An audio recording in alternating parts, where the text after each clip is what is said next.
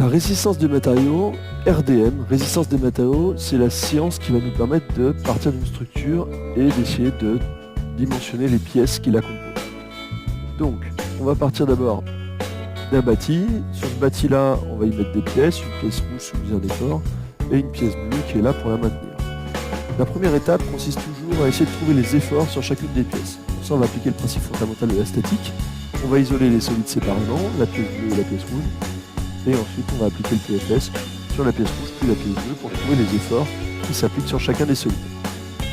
Une fois qu'on a fait cette étape-là, on peut prendre les solides séparément et essayer de choisir les géométries et les matériaux qui la composent. Donc, par exemple, je prends la pièce bleue, je vais choisir que c'est un cylindre, une pièce de forme cylindrique, et je vais pouvoir choisir son diamètre et sa matière. Par exemple, un cylindre en acier.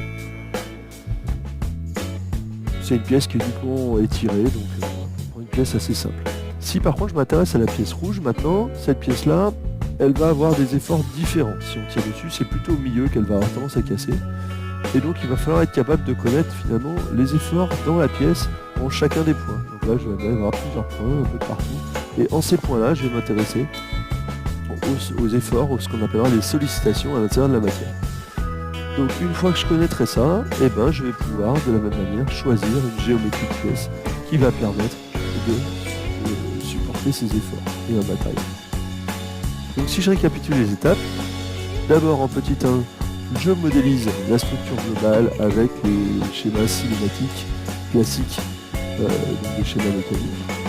Ensuite, j'isole ma structure et je trouve les efforts qui s'appliquent sur chacune des pièces. Et après, je vais pouvoir aller dimensionner chacune des pièces en trouvant tout d'abord en petit 3 les efforts pour chaque point de la pièce. Pour chaque point de la pièce, les pièces s'appellent des je vais plus tard.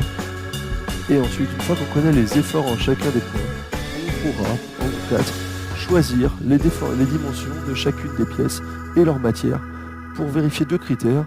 Un critère de résistance à la rupture, il ne faut pas que cette pièce casse, et ensuite un critère de déformer, c'est-à-dire qu'il ne faut pas que la pièce se déforme trop, sinon, voilà, si vous montez sur un plongeoir de piscine, lorsque vous montez au bout, s'il se déforme trop, il va avoir une forme où finalement vous allez tomber. Donc il faut que la pièce se déforme, mais pas trop, et donc ce sera le deuxième critère. Critère de déplacement, de déformer, et un critère de résistance.